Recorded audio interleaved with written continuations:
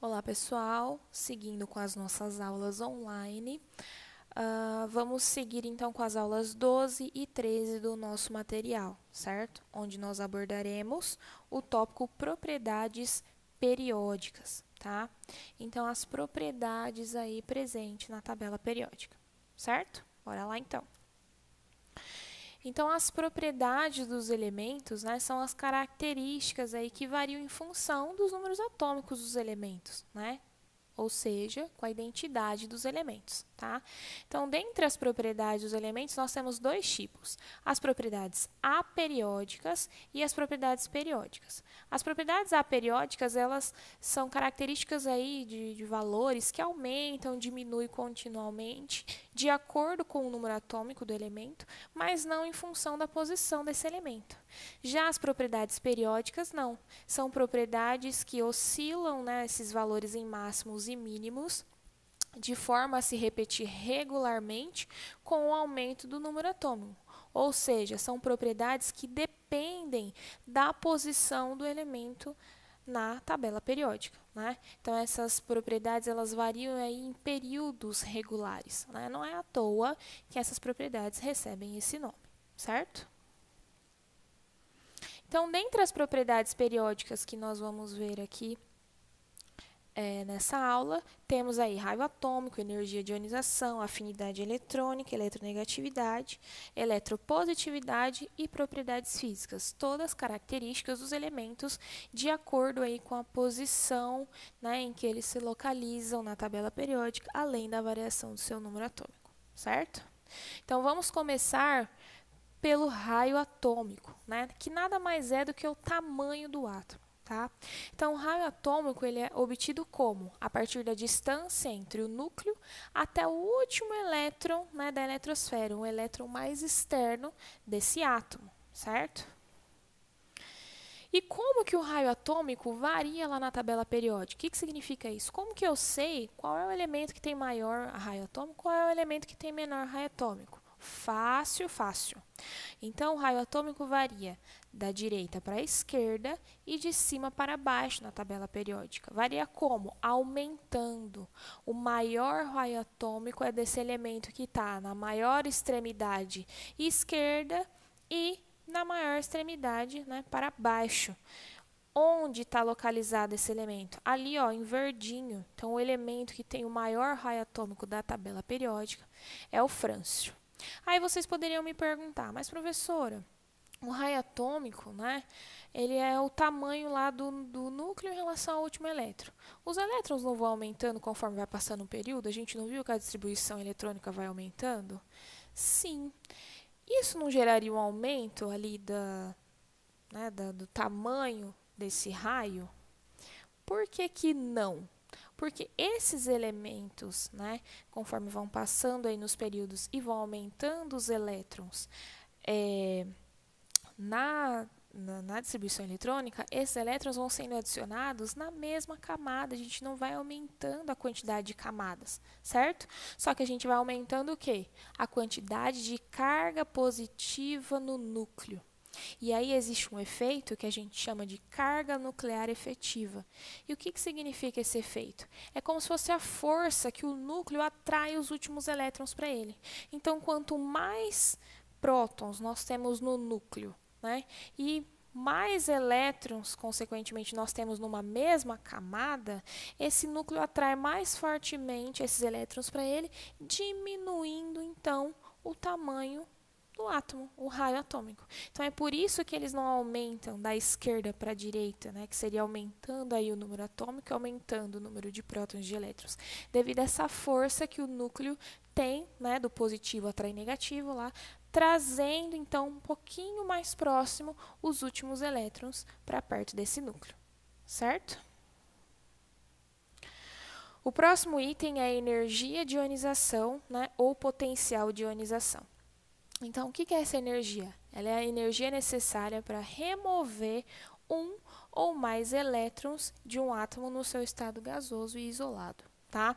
O que significa isso? A energia para a gente remover ali os elétrons para formar íons, certo? Por isso, energia de ionização. Tá? Quanto maior o tamanho do átomo, menor vai ser a energia de ionização. Como? Então, a energia de ionização ela aumenta da esquerda para a direita e de baixo para cima. Por quê? Lembra da carga nuclear efetiva? Se ela atrai com muita força aqueles últimos elétrons para perto, né, dela, ela diminui, né, consequentemente o raio atômico, e aí uma energia de fora, né, para retirar aquele último elétron acaba sendo maior, né? Não é à toa que é completamente o oposto em relação ao raio atômico. O elemento aí de maior energia de ionização, né, está classificado aqui como o elemento hélio, tá? E tirando os gases nobres, seria o elemento flúor, né, que estaria nessa posição aqui, tá? Então, nós temos aqui exemplos de energia de ionização, ou seja, energias, né, necessárias para a gente retirar aquele elétron e formar os íons, tá? Então, nós temos aqui o magnésio. Nós sabemos que o magnésio, ele forma como íon, né, o cátion magnésio 2+. Olha as energias de ionização, ó. Então, no magnésio metálico, para retirar um primeiro elétron, a gente precisa de 7,6 eletronvolts. Para retirar o segundo elétron, nós já precisamos de 14,9 eletronvolts. E para retirar o terceiro elétron, olha aqui o que precisaria, 79,7 eletronvolts. Não é à toa que esse terceiro elétron não é retirado, certo? Então, assim, nós temos que a energia de ionização lá da primeira camada ali é menor do que o da segunda, que é menor que o da terceira, certo? Conforme mais elétrons vão sendo tirados, maior vai sendo a energia de ionização, tá? Isso também pode ser observado, né, nessa tabela aqui, onde explica por que alguns elementos têm estados de oxidação fixos, ou seja, a gente forma íons fixos de alguns elementos. Olha o sódio lá, ó. O sódio forma qual íon que a gente sabe? O sódio+, Na+, certo? E aí, olha a energia de ionização para tirar esse primeiro elétron do sódio, né? Esse último elétron do sódio. 496 kJ por mol. Se nós fôssemos retirar o segundo elétron, olha a quantidade de energia necessária, olha, 4.560, muitas vezes mais, né? Quase 10 vezes mais a quantidade de energia para tirar o primeiro elétron, tá? Então, é por isso que a gente não tem a formação do íon, né, do cátion sódio 2+, nós só temos do sódio+, tá? E aqui o mesmo esquema para vários outros elementos e seus íons característicos. E por que fica tão difícil, então, tirar esses elétrons? Porque tirei elétron, eu tenho carga a mais agora no próton em relação aos elétrons, certo? Então, esse núcleo atrai com mais força ainda aqueles elétrons. Então, quanto mais elétrons vão sendo tirados, maior é a força que o núcleo atrai aqueles elétrons para ele, certo? Esses elétrons, né, que estavam em níveis lá mais internos, ok? A afinidade eletrônica ou eletroafinidade, tá? A afinidade eletrônica, ela é a energia liberada quando um átomo isolado no estado gasoso captura um elétron, ou seja, a capacidade, né, de capturar esse elétron para ele, a energia que ele libera nessa situação. Então, como que a afinidade eletrônica varia lá na tabela periódica? Ela varia, então, da esquerda para a direita e de baixo para cima, né? Por que isso acontece? Porque aqueles últimos elétrons, aqueles últimos elementos, né, da tabela periódica, como está exemplificando aqui o de maior afinidade eletrônica, o flúor, são os elementos que estão quase completinhos lá na regra do octeto, lembra? O flúor tem 7 elétrons, ele está na família 7A, então ele tem 7 elétrons na última camada.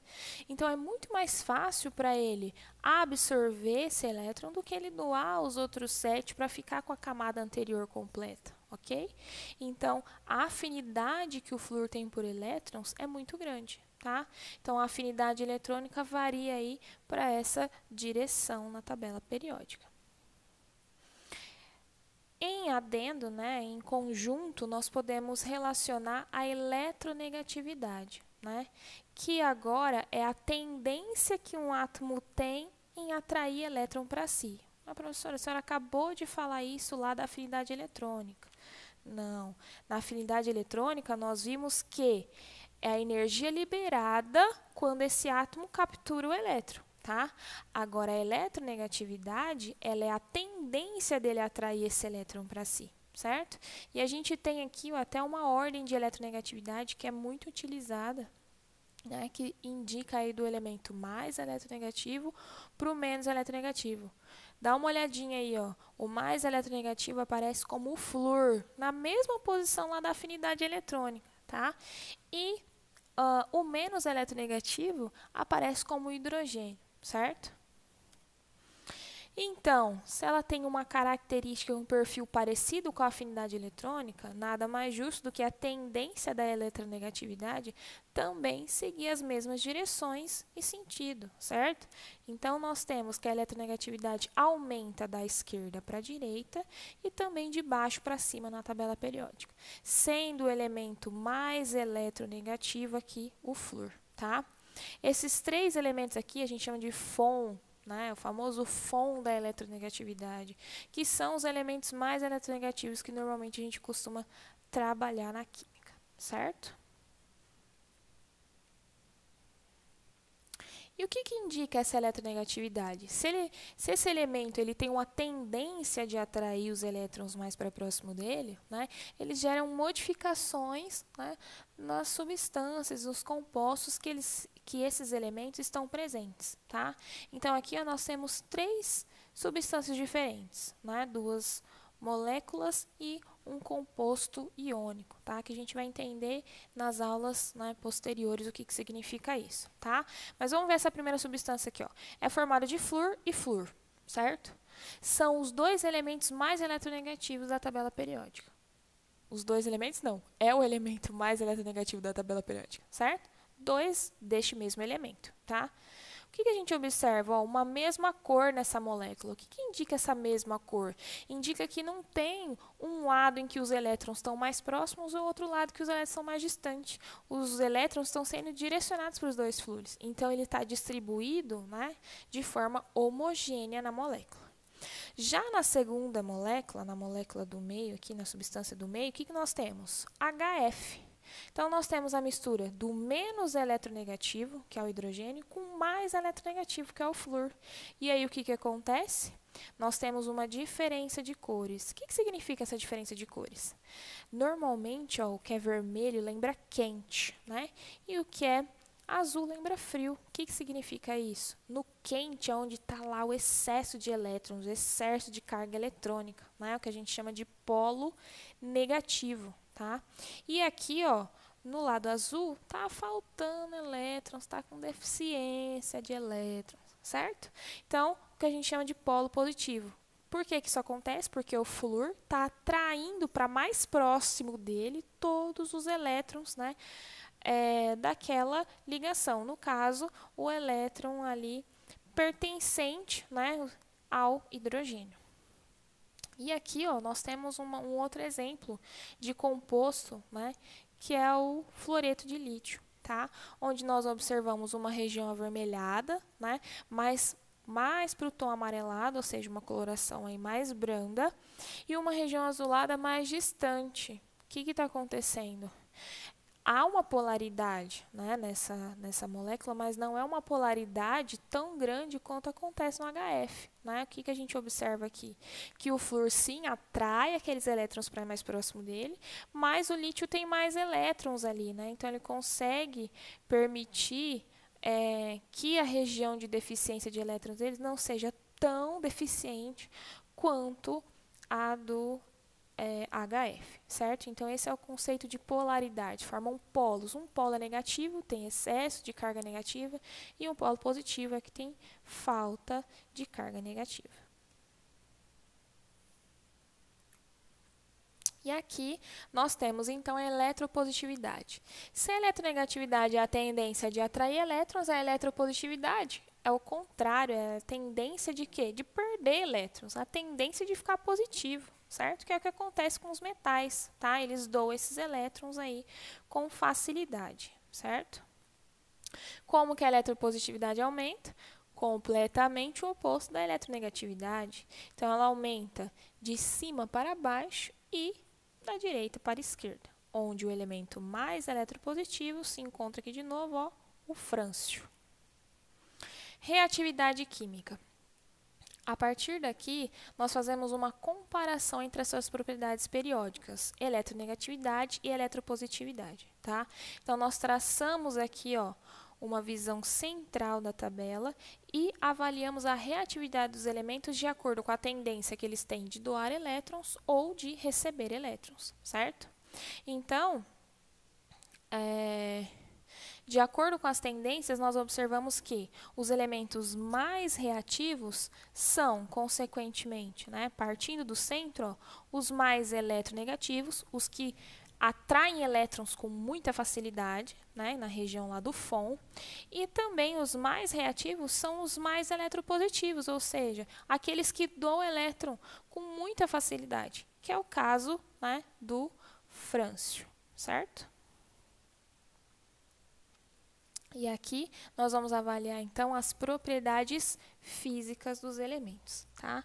Nas propriedades físicas dos elementos, a primeira que vamos abordar é a densidade. Então, vocês lembram lá do 9º ano, né, que a densidade é uma relação entre massa e o volume da amostra, certo? Então, nós temos aqui, normalmente dada em gramas por centímetros cúbicos, tá?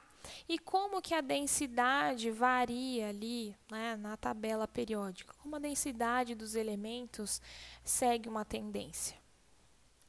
A densidade acaba não sendo uma propriedade tão clara como as outras, tá? Então, ela segue uma tendência não tão linear, bonitinha como as outras anteriores, tá?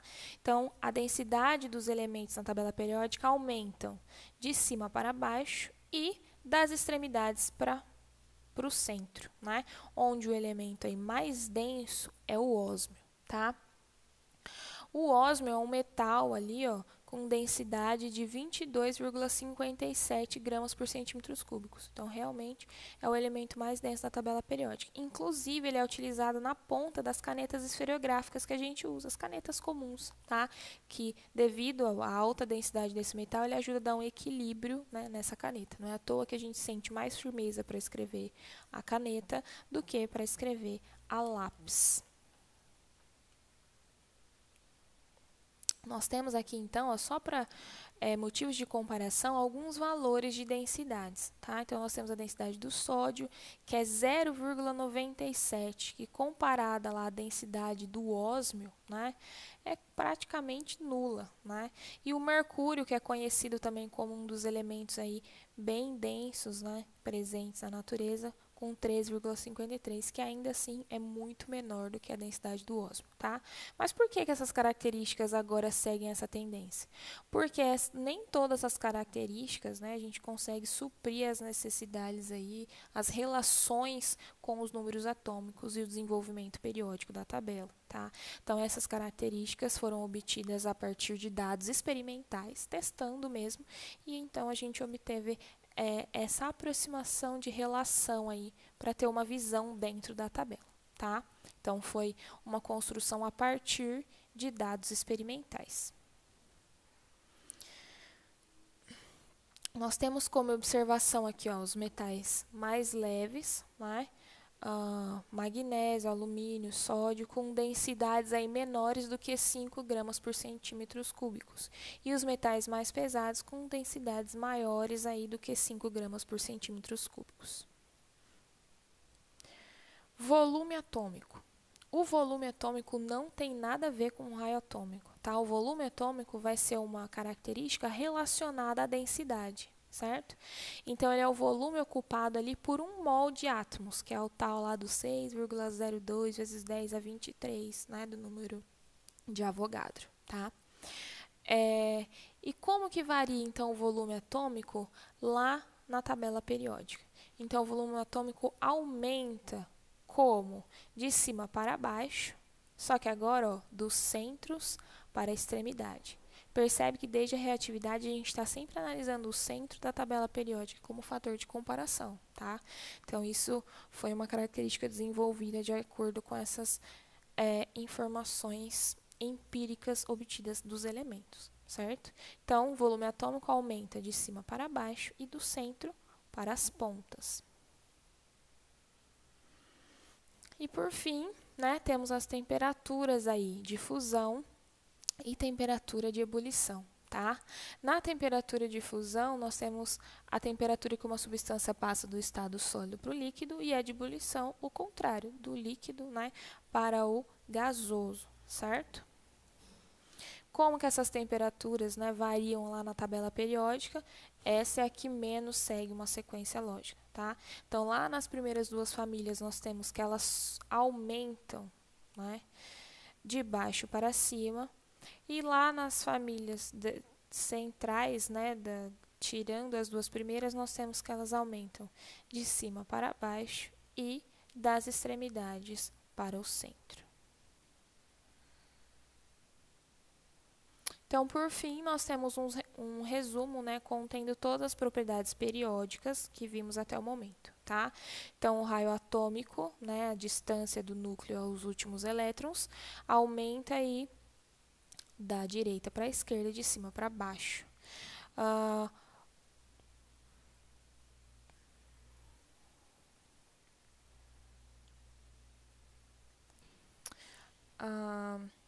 Energia de ionização, né, aumentando aí de baixo para cima, da esquerda para a direita, tá? Junto com a eletronegatividade e a reatividade, ok?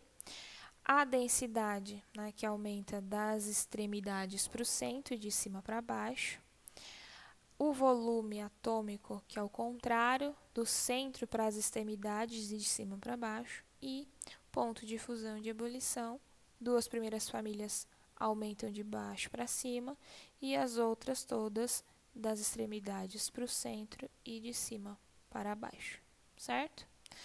Então, nós temos aí como características, né, da tabela periódica, dos elementos da tabela periódica, tá? Espero que vocês tenham compreendido e vamos seguir então com a nossa aula na resolução dos exercícios, ok? Bora lá aplicar o que a gente aprendeu então, pessoal. Beijinhos e até a próxima!